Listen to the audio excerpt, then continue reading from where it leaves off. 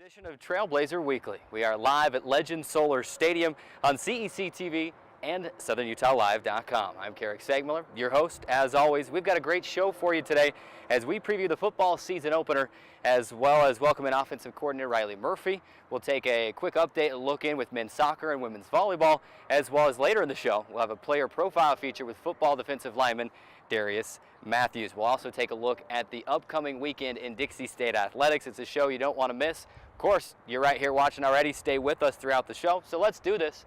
Trailblazer Weekly starts now.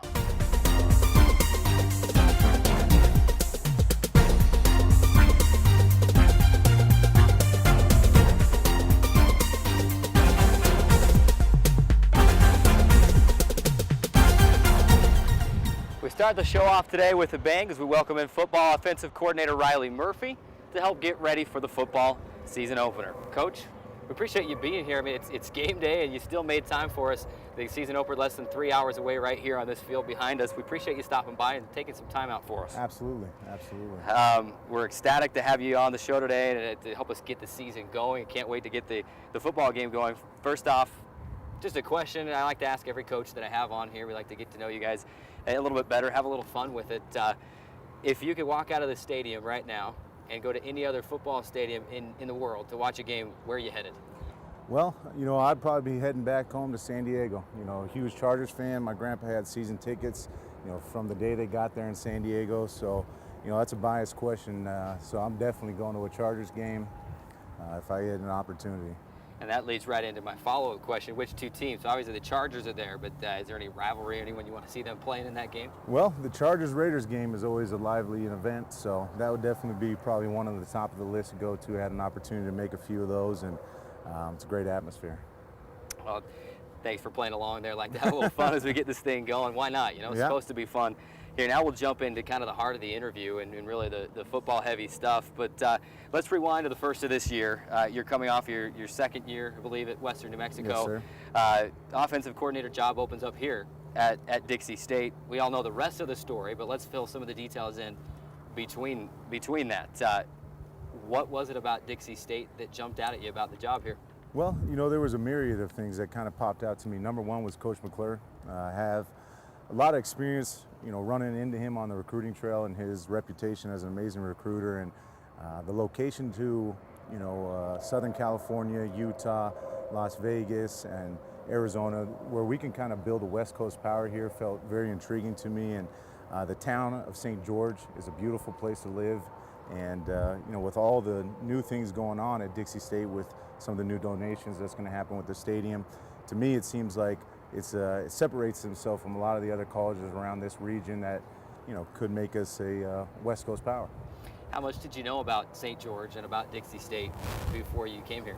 Not a lot, not a whole lot. I've had a lot of family. I have family up in northern Utah. Heard a lot of good things from other people about St. George. Hadn't came through myself, but did a lot of research about the university and that stuff, and it was very intriguing. Well, we're all pretty excited to have you here. And we're excited about what you bring to the table. We've seen what your offenses and your teams did at Western New Mexico, with the pass and the ground game. It was a really balanced attack. So you look at that success that you had at Western New Mexico with the offense and the numbers you're able to put up. How does that success translate over to what you want to do here at Dixie State? Well, hopefully we remain one of the better offenses in the country, and we're fortunate to have some really good players there. And I walked into here with some really good players. So our goal is, number one, to be an offense that holds on to the football and wins football games. And from there, we kind of build from there. Number one, win the time of possession, making sure we're not turning the ball over, and hopefully everything else kind of take care of itself from there. Of course, we mentioned it already, 2 seasons at Western New Mexico, a little while before that at Bethel College as the offensive coordinator as well. You look back through those years and your other offensive coordinator jobs, what have you learned at each of those jobs that have helped you so far here at Dixie State? Well, number one, try not to make it about me, make it about the players, because again, they're the ones that are out there making the plays. At times I could call a horrible play and somebody falls down there, all of a sudden I'm a genius, and vice versa. We call a great play and somebody falls down and I'm not looking so hot. So really it's about the players and how they come together. That's the big thing that I've learned in my experience at all those other places, and the ability to install an offense fast is something that I've had experience with that, makes me maybe feel a little more comfortable doing it again. Let's just jump right into it. Let's talk about the offense from here at Dixie State. Obviously, again, the season opener coming up in just a couple of hours, and it all starts with the position that everybody loves to talk about. It's the quarterback position. You know that as an offensive coordinator, as a former quarterback yourself. Yeah. Let's talk about the two guys that have kind of been vying for the job through fall camp, and that's Josh Thompson, a freshman, and the sophomore returner Tyson Blackner. What is it about both of those guys? What do they bring to the table, and what do those guys bring that could help either of them be the starter? Yeah, absolutely. And, just to piggyback on that, Blake Barney is another guy that was in the mix, and unfortunately he's been injured. So, he's kind of not in the picture as we talk today. But talking about Tyson and Josh, Tyson brings an experience of starting last year. He's an older kid that, went on a mission. So for a sophomore, he's a little more mature. He's got a good football mind, and he does a good job of, leading the guys, and then Josh Thompson, very, very impressive true freshman coming out of Ontario. He's taken a lot of the reps because of Tyson having a little injury as well during camp, and really the most true freshman reps I've ever given to a quarterback, to say the least. And he's done a great job of coming in, studying the extra time, and he really has a bright future here. He kind of has that it factor when it comes to leading guys. He's already telling seniors, where to go and what to do, and that takes a lot of moxie for somebody to come in and feel confident enough to do that. Of course, we've seen that the success that you've had, training up these quarterbacks. You brought Mitch Glassman with you as one of your assistants here on your staff from Western New Mexico last year. How excited do you get when you get to a program like this? You bring a new quarterback in and say, I get the opportunity to groom him and to help him learn what college football is all about. Yeah, absolutely. I mean, going back to Mitch, he's actually the #1 leading passer of all time in this conference, and to be able to have him on my coaching staff is invaluable. I also had a chance to bring Coach Jose Flores with me as well from Western New Mexico, and trying to bring the success and the things that we had there to here, has been something that's helped my comfortability, to say the least. And I do get excited to coach another quarterback, but you also get a little nervous as well, because again, you had some good success with somebody, and but that's kind of why we do this, is to help the guys and take quarterbacks on. And we have a lot of options here where guys that really want the position, and that's something that is great to work with. Talk a little bit about one of the other positions that we wish we could sit here and have a 2-hour pregame show with you here and break down every position. Unfortunately, we don't have time for that. Right? If you want that breakdown, go to DixieAthletics.com. Check out our football media guide. It's up on the webpage. We've got a position by position breakdown there. But ask you about one more position here. It's been fun through fall camp, through practice, to watch the tight ends. Absolutely. Kind of get into the mix. It's an area that wasn't really here last year with the offense. You bring in a graduate transfer in Derek Brown, and I'm sure that you're just licking your chops and we can do a lot with Absolutely. That. Yeah, no, Derek is a great athlete, and he brings something different than I've ever had before. And like I said, the day I showed up, there was no fullbacks or tight ends in the whole offense, and we moved over Cooper Robinson, who's a local kid, to tight end, and he did a great job in the spring. And now there's a lot of multiple sets where we'll use either one or both of those guys, and having kids like that adds to your versatility and puts pressure on defense, to say the least. Talking about just the offense in general now, and we've mentioned your experience in the Rocky Mountain Athletic Conference, knowing the defenses, how much of an advantage is that to this team, knowing that you've been through the RMAC before, you know how to game plan for most, if not all, the defensive coordinators that you're going to go up against? Yeah, I think it's kind of a double-edged sword. It's an advantage because I've had game plans that have worked and haven't worked against them. But on the other side of that, so do they. They have things that they have on me, so I'm coming in and they kind of know generally what I like to do. But again, with different players, different personnel, there are going to be things that change, to say the least. So I do think it's an added benefit, to say the least. And when it comes to my motivation, some of those teams that were able to beat us, to get another crack at them is a great opportunity. Looking at New Mexico Highlands specifically, obviously the same defensive coordinator they had last year, right? And so that helps. But I always kind of look at week one, and you don't have as much tape to go on. You have the stuff from last year. You don't really get to see their practice, anything. How do you, as an offensive coordinator, go in and say, this is what we need to do to break through these holes in their defense? Yeah, absolutely. What we use is some of their film from last year. You know, my game at Western New Mexico against them. So we've got a few games that we use as a reference, and you know, the defensive coordinator / head coach is a great coach. You know, he's been the defensive coordinator at, you know, Division I University of New Mexico, coached at University of Washington with some great coaches, and he brings a lot, you know, when it comes to that, and they run a lot of different sets, and they're going to be throwing a lot of things at us. So it's important for us as a coaching staff and as an offensive, you know, unit to make sure we're going out there and we're recognizing the things that we worked on all week in practice, trying to, you know, catch the tips of seeing what defenses there are. And gearing up for the season opener, which I've alluded to a couple times. I turn into a broken record sometimes, but the season opener really less than 3 hours away, just right here behind us. You get to finally put everything that you put in place during fall camp and now game planning for for New Mexico Highlands, and get out there and get it going. What are really your goals for this offense in 2016? Well, you know, it's one of those things, to be honest with you, that you got to kind of start piece by piece with our goals. You know, our number one goal is to be the best offense that's ever worn Dixie red. You know, we'd love to, you know, break multiple school records. We'd love to be a top offense in the RMAC. But ultimately, our main goal is to be an offense that can win football games for us and hold on to the football and make sure we're putting our defense in the right position. You know, you go all spring, all summer, you know, you're working on all this paperwork, and then now it's finally time to play the ball game, and you know, it's an exciting time, to say the least, because us and the guys in that locker room, we've put in a lot of work. You know, we've got up early, we've done the two-a-days, we've battled the heat, and we've come together, and it's exciting to show the rest of, you know, the Dixie world and anybody else that'll be watching us, you know, what the hard work is the hard work hopefully yields some big benefits for us. Well, Coach, we appreciate you coming out on game day, no less, and taking some time out of your busy schedule. Good luck today. I'll be up in the booth calling the game right here on CEC TV, on the radio at 97.7 FM, and hopefully we're calling a lot of touchdowns and a win tonight against New Mexico Highlands. So appreciate you being with us today. We'll be sure to check in from time to time. We do have a Trailblazer Weekly hard hat we want you to sign, so we'll have you do that during the break. Nice. All of our guests sign it, and we'll be happy to get your name on that hard hat. Sounds great. Well, thanks, Keric. Dixie State Offensive Coordinator Reilly Murphy joining us on Trailblazer Weekly, leading up to the season opener against New Mexico Highlands. Big thanks to him for stopping by.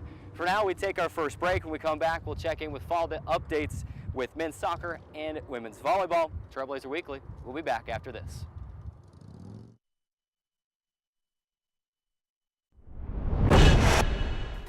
Hey Dixie State fans, Keric Seegmiller here. We've got a new athletic identity, we're building an all-new set, and a brand new show lineup is in store, all coming up this fall. Follow us on Facebook at Trailblazer Weekly to keep up with the latest Dixie State athletic news. It's Trailblazer Weekly, the all-new show, every Thursday at noon on CEC TV and SouthernUtahLive.com.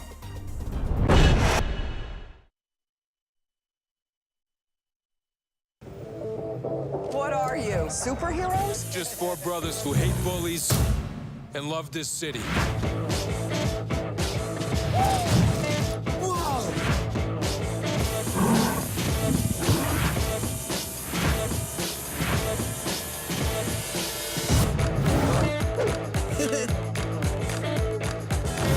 Gear up, guys.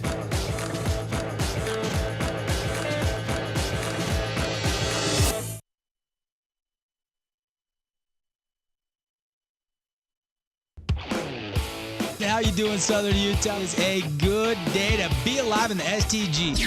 I'd have been going nuts. You would have lost your mind! I could not believe he didn't even shake there.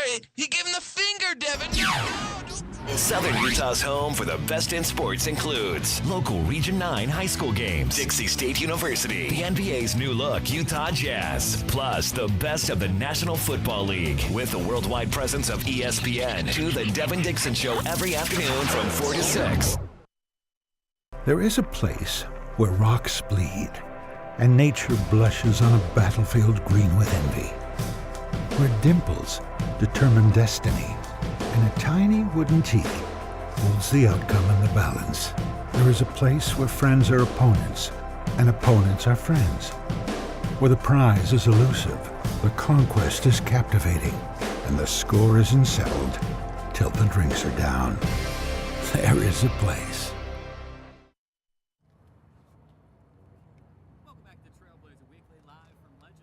Stadium. The football season is less than 3 hours away. played right here, the opener on this field behind us.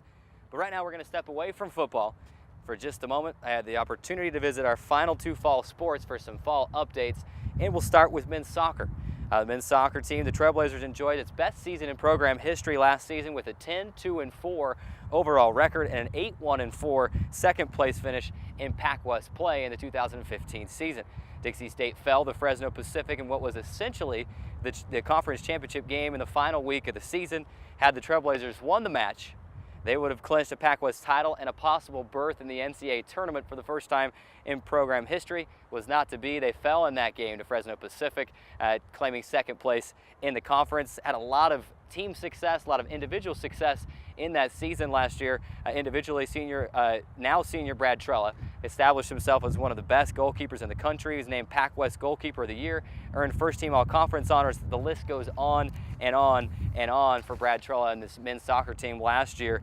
So that success, certainly a part of the team going forward. But as I had a chance to find out with head coach Tim Busen, he's quick to point out, as always, that this team is all about right here and right now, and we'll see the update with him now.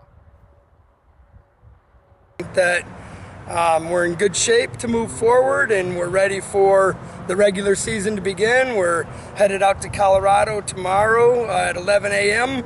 to play School of Mines on Friday at night game, 7:30 p.m. at night. They're ranked 6th in the country, so that's going to really show us where we're at for Division II soccer. But I feel like the guys are, been building up to this weekend, and so we're, going there with a lot of motivation, a lot of energy, and we hope that we've prepared well enough to do a good job. Our first priority, like I said, is today's the only day that matters, and I thought we did a good practice, and now we're preparing for our road trip, and we're hoping that we don't hit any glitches along the way. We hope that the bus is going to get us there well, and that everybody has their school book material and is caught up on school and their heads are clear. And, so we're just hope tomorrow that all of our things we need to get done doesn't distract us from what we need to do on this road trip. And then come the day of the game, we hope that our bodies and our minds are feeling good and that we put on a good performance. So, like I said, every day it's just a new day, and it's great that they had a good season last year, and I know the guys are excited, and they'll never forget that, and I don't think the school will ever forget the year they had. But as far as what's happening this weekend, it's all brand new, and I don't think it's going to help or hold us back from, the results we get on this weekend. Of course, the men's soccer team, you get to see the update there. They open their season tomorrow on Friday, which is Friday, versus 6th-ranked Colorado School of Mines at 7 p.m. in Golden, Colorado. So we wish them the best of luck. We'll look at their schedule going forward and a couple other games they have coming up this weekend in our look ahead in the next segment. On to women's volleyball now. The Trailblazers won their first Pac West championship in 2015, finishing the season with a 19-11 overall record and a 15-5 mark in Pac West play. To quick season-ending recap from last year, the Trailblazers fell in the first round of the NCAA tournament, dropping a heartbreaker in 5 sets to host School Alaska Anchorage. Head coach Robin Felder was named the 2015 Pac West Volleyball Coach of the Year. She returns 5 starters and 10 letter winners for the 2016 season, including a trio of all Pac West honorees highlighted by Delane Daniel, third-team selection Lindsey Garrett, and honorable mention pick in junior right side hitter Brett Anderson. The Trailblazers selected to finish 2nd in the Pac West preseason poll. So with that success last year leading into this year, the potential to make some noise in the Pac West again this year, just how is the team looking going into the season opener with that being just 24 hours away? I had the chance to catch up with head coach Robin Felder to get her thoughts on those very things. We go to that now. The energy's great. I mean, the camaraderie's great, the locker room's great, and just the feeling of the team is awesome. And that's what you want. I feel like that's one of the first stepping stones to being a great team, is you got to set that foundation of a good team. We're friends on and off the court, we love each other, and then you add the sport into it. As far as on the court effort's amazing. We've had some crazy practices, just they're just playing with so much energy and heart that it's fun to watch. And that is the key to our success, absolutely. You know, with a motto like outwork, out-talk, out-hustle, if you don't do those things, we just can't win games. So we rely heavily on just our energy level, on our, you know, coming together as a team. All that kind of stuff just plays into our style of volleyball heavily. Kaylee, Avery, and Delane are our captains, obviously, both returners. You know, one's picked preseason setter of the year, the other's a preseason player. So we expect a lot from those. They just need to kind of be the steady eddies on the team. Then you add in Lindsay Garrett. She just looks fantastic. This the best she's played in her 4 years. So she's peaking just the right time. Her blocking and offense are going to be huge for us. And then Megan Huddleston, a senior last year, didn't see a ton of court time last year. She just has more heart than any kid out there. So you can't help but just love watching her play. She celebrates big, she has fun, she's just fun to watch. So she definitely brings a lot to our team energy-wise. I mean, we're at home. That is like the best feeling ever, to just not be on the road for the first weekend.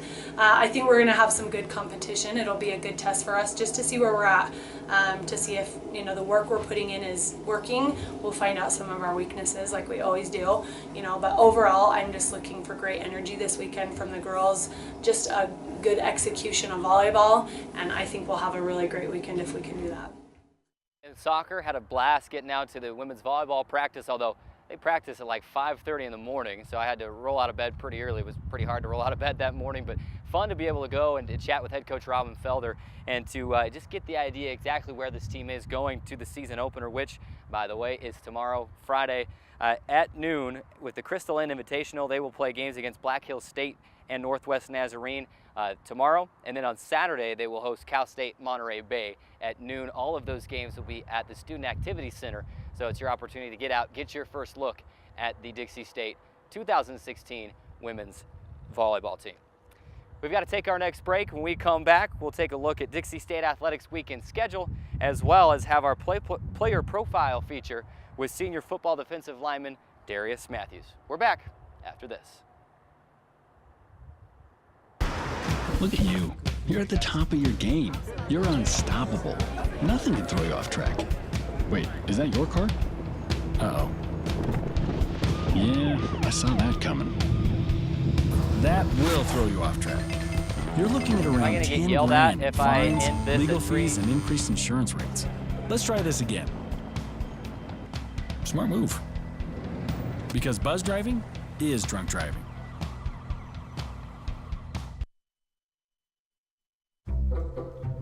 They call me Maxie, but I prefer tripod. I was your above-average four-legged homie, and then wham-bam minivan. Some people pity me. Now that's lame. I still run, fetch, and swim. And the ladies love me. I'm the ultimate wingman. Just don't ask me to high five.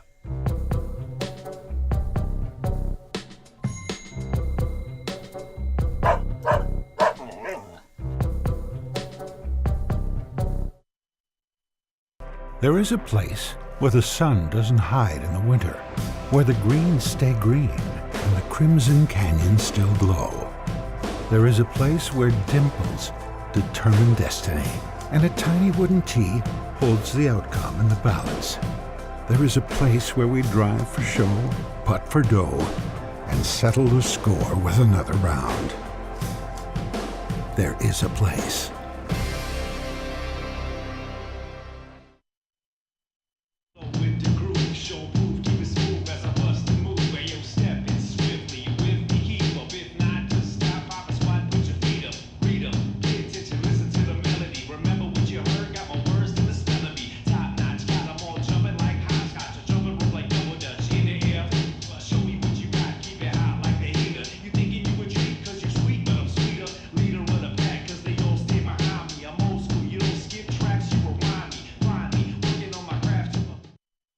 Trailblazer Weekly for the last time today. We are live from Legend Solar Stadium. Time to take a look at what's in store this weekend at Dixie State Athletics, but first, another plug to the season opener here at Legend Solar Stadium. Football season kicking off at 6 p.m. against New Mexico Highlands, the Cowboys. It'll be the first meeting between Dixie State and New Mexico Highlands on the gridiron. You won't want to miss it. Get down to Legend Solar Stadium. If you can't, we'll have the game for you right here on CEC TV. as well as online at the new Dixie State Stretch Internet portal. That's portal.stretchinternet.com/Dixie State. You can catch the game there. All RMAC schools run through the Stretch Internet portal, so you'll be able to watch Dixie State games for free wherever you go. Wherever we go this season. Time now to take that look at the weekend schedule for Dixie State athletics. Of course, women's soccer opening up today along with football. We've already talked about the football game. Women's soccer team at Concordia University of Oregon in Portland. That game will kick off at 8 p.m. tonight. Check out DixieAthletics.com for a link to the live stats. Tomorrow, it's all about volleyball. Friday, Dixie State taking on Black Hills State at noon. Later that night, they'll take on Northwest Nazarene at 7. Those games played in the Student Activity Center. Men's soccer will also open their season Friday night. That's tomorrow night at the Colorado School of Mines, the 6th-ranked team in the country. That game will kick off at 7 p.m. Mountain Time. Then Saturday, women's soccer back in action once again, taking on Seattle Pacific in Portland. That game at noon Mountain Time, at the same time as the women's volleyball game here in St. George. They'll take on Cal State Monterey Bay at noon. Men's and women's cross country also getting into the mix on Saturday with their first race at Northern Arizona University, the George Kite Classic. And then men's soccer wrapping up the weekend schedule on Sunday, September 4th, taking on Metro State Denver in Denver at 11 a.m. Mountain Time. That'll wrap up the weekend events. Of course, we'll have as many highlights as we can and all the recaps for you next week on Trailblazer Weekly and on DixieAthletics.com. Before we wrap up the show today, we've got our new segment, the Player Profile Feature. Our producer Hayden Peterson was able to catch up with football defensive lineman Darius Matthews. We go to that now, the Player Profile Feature with Darius Matthews.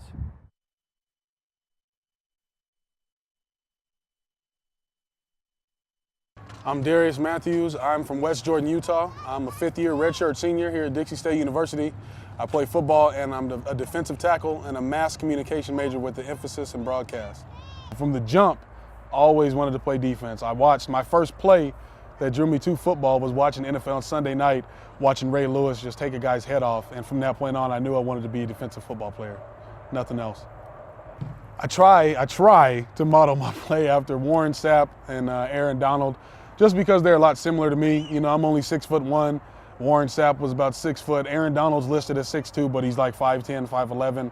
And they're both, Warren Sapp had great hips, and Aaron Donald has all the above. And also Reggie White, just because Reggie White was a very strong individual, and not talking myself up, but I'm pretty strong as well, and I try my best to implement what worked for them into what works for me.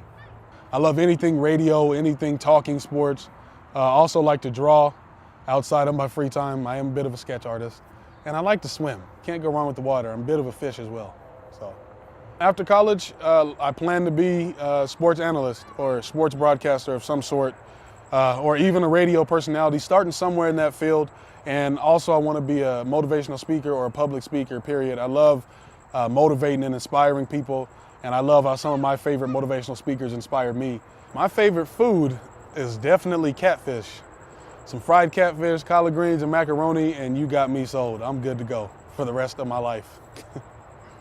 Favorite spot in St. George is probably Minchie's. Minchie's frozen yogurt. I love that stuff. I'm telling you right now, berry pomegranate, the best flavor ever, ever. And the little Bobos, I love those. I can hang out there all day. I'm Darius Matthews. Thank you for tuning in. Thank you guys for interviewing me. I hope you guys come out and watch a few games this season. But until then, one love. I'll see y'all then.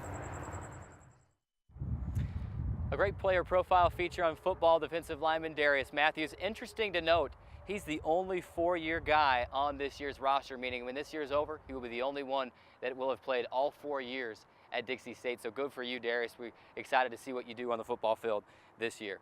Well, that'll do it for this week's show. Don't go anywhere, though. We have the football season opener versus New Mexico Highlands right here on CEC TV and ESPN Sports Radio 97.7 FM. Game kicks at 6. We will have pregame at 5:30. Again, I'm Keric Seegmiller, and this is Trailblazer Weekly. We'll catch you next week.